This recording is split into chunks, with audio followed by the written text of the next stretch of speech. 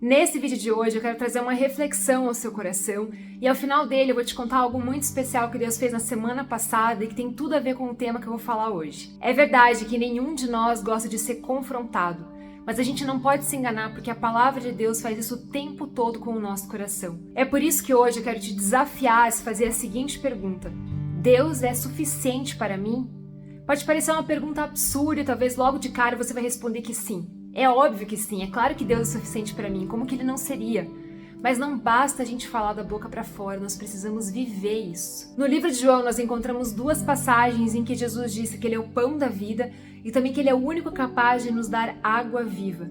Ele diz que aquele que vier a ele não terá fome e aquele que nele crer jamais terá sede. Em outras palavras, o que Jesus está dizendo é que ele é suficiente para nós. Mas por que então, muitas vezes, talvez sem perceber, a gente acaba buscando saciar as nossas necessidades ou buscar respostas em outras fontes? Em 1 Pedro 5,8 diz assim: sede sóbrios e vigiai. O vosso adversário, o diabo, anda em derredor, rugindo como um leão, esperando a quem possa tragar. Até que o diabo seja definitivamente derrotado, como está descrito no livro de Apocalipse, ele estará ao nosso derredor, na espreita, só esperando uma chance, uma oportunidade de nos tragar, de nos afastar de Deus. E sabe qual que é uma das formas que ele faz isso?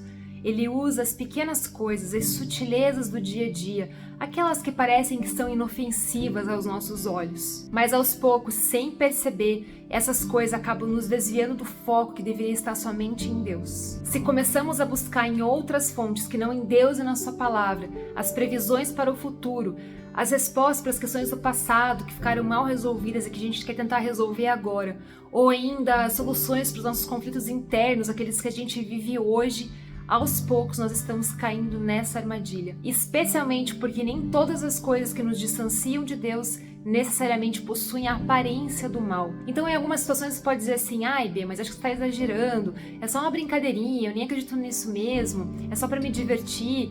Ou em outras situações ainda você pode dizer assim: ah, mas se isso vai me ajudar, vai me trazer algum benefício, por que seria errado? No Velho Testamento, Deus está o tempo todo chamando a atenção do seu povo para que se voltem para Ele e o busquem de todo o seu coração. O grande problema em toda a história da Bíblia sempre esteve nos corações que estão buscando respostas em outras fontes. E Deus não pode nos abençoar dessa forma. Deus não nos quer pela metade, Ele nos quer por inteiro. Não é à toa que em Jeremias 33:3 Deus disse: clama a mim e te responderei e anunciarei coisas grandes e ocultas que não sabes. Todos os mistérios estão em Deus. Ele tem todas as respostas que nós precisamos. Ele está disposto a nos revelar tudo isso, desde que nós o busquemos de coração, em espírito e em verdade. E você sabe por que disso? Quando nós cremos em Jesus e declaramos que Ele é o Senhor da nossa vida, nós passamos a ser a sua propriedade. A nossa relação com Ele é de submissão, é de dependência total. Por isso que nós o chamamos de Senhor da nossa vida. E isso inclui o nosso corpo e o nosso espírito. Se você tem dúvidas disso, olha o que está escrito em 1 Coríntios 6, nos versículos 19 e 20. Ou não sabeis que o vosso corpo é templo do Espírito Santo, que habita em vós, proveniente de Deus, e que não sois de vós mesmos? Porque fostes comprados por bom preço. Esse bom preço é o sangue de Jesus. Glorificai, pois, a Deus no vosso corpo e no vosso espírito, os quais pertencem a Deus. Deus nos comprou com o sangue do seu único Filho, mas mesmo assim, às vezes a gente age como se nós fôssemos donos do nosso próprio corpo e do nosso próprio espírito. E tomamos decisões sem consultar a Deus antes. Ainda que não seja esse o desejo do nosso coração, a nossa intenção, isso é o mesmo do que a gente ignorar tamanho sacrifício feito por nós. Na semana passada, uma pessoa muito querida para mim me contou que ela estava em busca de respostas para algumas questões do seu coração. Inclusive, ela me contou que já havia agendado, que ela estava disposta a participar de um determinado grupo, porque lá talvez existisse uma possibilidade de ela conseguir encontrar essas respostas. Quando ela me contou aquilo, eu confesso pra você que eu fiquei muito incomodada. E como ela tinha pedido a minha opinião também, eu resolvi me dedicar a pesquisar um pouco mais sobre o assunto para descobrir outros detalhes além daqueles que eu já sabia. E nessa pesquisa eu descobri que na verdade aquilo, embora parecesse ser algo bom, ele envolvia questões espirituais. E o detalhe maior disso é que as respostas, essa forma de buscar essas respostas para tais questões não estavam com foco em Deus e muito menos na sua palavra. Então, depois de orar sobre isso, eu mandei uma mensagem para ela e falei basicamente os mesmos conceitos que eu falei hoje aqui nesse vídeo. E além disso, eu sugeri que ela se colocasse diante de Deus, na presença dele, e perguntasse qual que era a opinião dele sobre isso. E sabe o que aconteceu depois?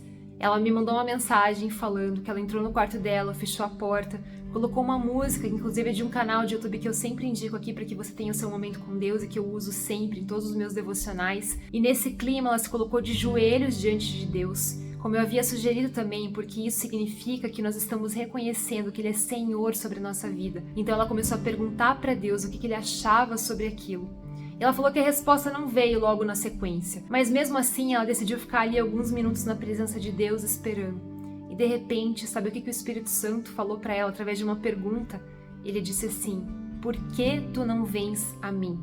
Ela disse que nessa hora ela sentiu uma emoção tão forte no seu coração, uma presença tão grande de Deus, o Espírito dele, que ela começou a chorar como se ela fosse uma criança. E ela então começou a colocar tudo aquilo diante de Deus, a contar para ele o que ela estava passando, o que ela estava sentindo, as respostas que ela estava buscando. E de repente então no coração dela veio uma paz que só Deus pode nos dar. Eu sei que essa mensagem não é fácil de ser recebida, mas como eu disse lá no começo, a palavra de Deus ela sempre está nos confrontando.